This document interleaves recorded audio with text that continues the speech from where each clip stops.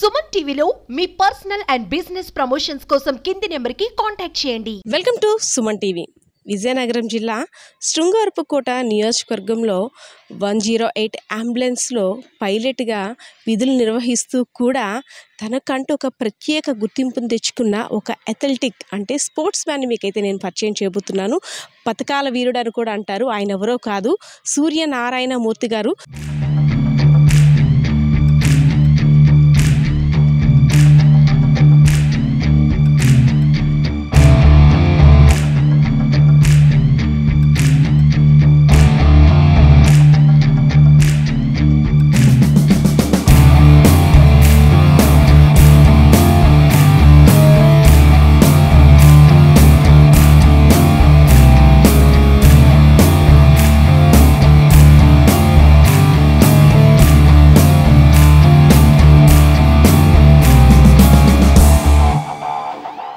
ఆయన చేసే ఈవెంట్స్ అలా చూస్తూ ఉండిపోవాల్సిందే. ఈవెంట్స్కి వెళ్ళారంటే కంపల్సరిగా మెడల్ సాధించాల్సిందే. ఒకసారి ఆయనతో మాట్లాడేద్దాం, మరిన్ని వివరాలు అయితే తెలుసుకుందాం. హాయ్ సార్, కొంచెం మమ్మల్ని కూడా చూడండి. ఫ్రమ్ సుమన్ టీవీ నుండి వచ్చాం మేము కూడా మీ ఇంటర్వ్యూ తీసుకోవడానికి. ఏంటి అసలు ఏంటి ఎనర్జీ సీక్రెట్ ఏంటి? అసలు ఎక్కడ తగ్గట్లేదు మీరు. First of all hi, good morning. Madam sir, ఓ పక్క 108 సేవలు, అదేవిధంగా ఇంకో పక్క క్రీడలు. ఎక్కడికి వెళ్ళా మానవుడు సూర్యనారాయణమూర్తి వెళ్ళాడంటే పథకం తెస్తాడు, పథకాల వీరుడు అనే విధంగా ఒక మారు మోగిపోతుంది మీ పేరైతే మాత్రం. సో మీరు తీసుకొచ్చే పథకాలని మేమైతే చూపించేసాం కూడా. సో ఎలా సార్ అటు ఇటు ఎలా మేనేజ్ చేస్తున్నారు? మా ఇప్పుడు సూర్యనారాయణమూర్తి అండి, మాది వీరనారాయణ గ్రామము. నేను ఇక్కడ 2007 నుంచి అంబులెన్స్లో డ్రైవర్గా అంటే పైలట్ అంటారండి. 2007 నుంచి నేను ఇక్కడ చేస్తున్నానండి. గత 2000 నేను స్కూల్ టైం నుంచి కూడా ఎలకోటలో కూడా జావలిన్, కబడ్డీ, క్రికెట్ ఆడేవాడినండి. అదే కాలేజీలో ఇదే గ్రౌండ్లో నేను జావలిన్ అండ్ క్రికెట్, కబడ్డీ మూడింటిలో పార్టిసిపేట్ చేసేవాడిని అండి. రీసెంట్గా స్టేట్ మీట్లో కూడా పార్టిసిపేట్ చేశారు. గుడివాడలో జరిగిన స్టేట్ ఈవెంట్లో కూడా.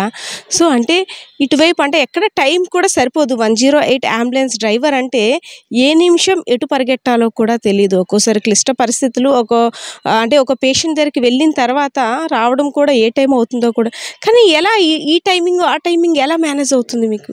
మేడం ఇది ఇష్టపడి కష్టపడి చేసుకుంటున్నామండి. అలాగే డ్యూటీ కూడా ఇష్టపడి కష్టపడి చేస్తామండి. మేము డ్యూటీలో కూడా నాకు మంచి అవార్డ్స్ వచ్చాయి. నెక్స్ట్ రివార్డు కూడా తీసుకున్నాను సార్.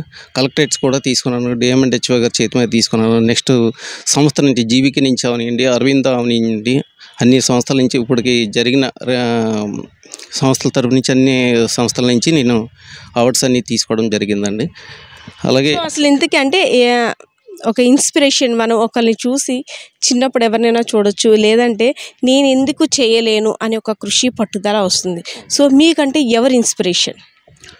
నాకైతే స్కూల్లో మా శర్మమేశ్వర్ అని ఒక ఆయన ఉండేవారండి.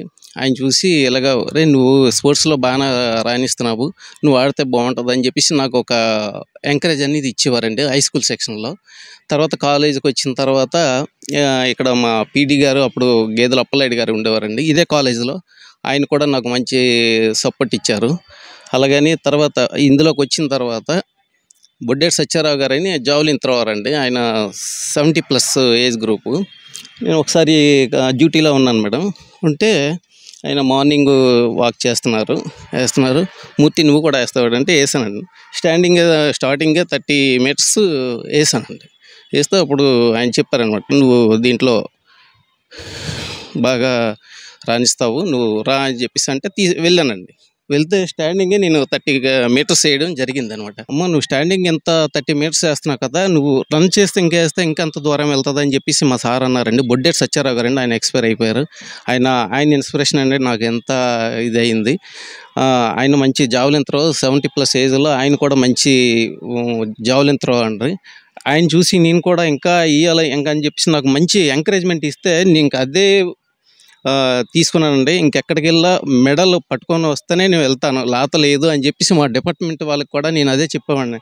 నాకు 3 రోజులు ఛాన్స్ ఇవ్వండి, 3 రోజుల్లో వెళ్ళి నేను ఖచ్చితంగా గోల్డ్ మెడల్ తెస్తాను, నాకు ఆ కాన్ఫిడెన్స్ ఉంది. నాకు నెల రోజులు 15 రోజుల్లో నేను ప్రాక్టీస్ ఇదే గ్రౌండ్లో ప్రాక్టీస్ చేసి వెళ్ళేవాడిని అండి. వెళ్తే ఖచ్చితంగా ఇదే నాకు ఫస్ట్ ఈవెంట్ అండి.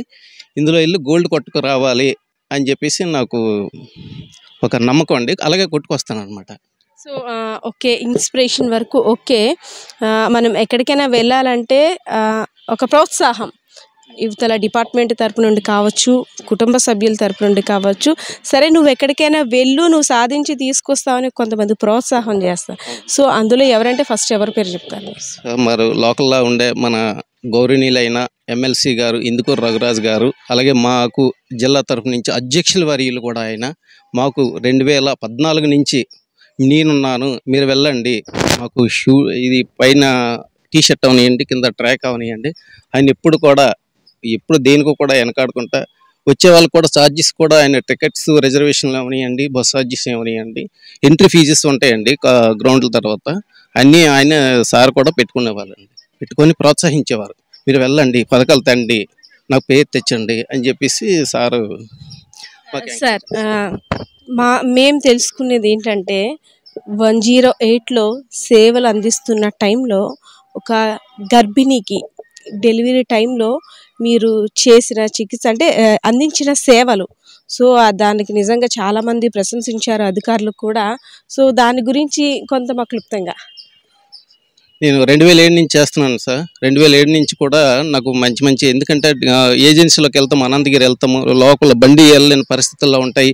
మేము స్ట్రెచ్చర్ పట్టుకొని 2-3 కిలోమీటర్ల దూరం కూడా వెళ్తుంటామండి.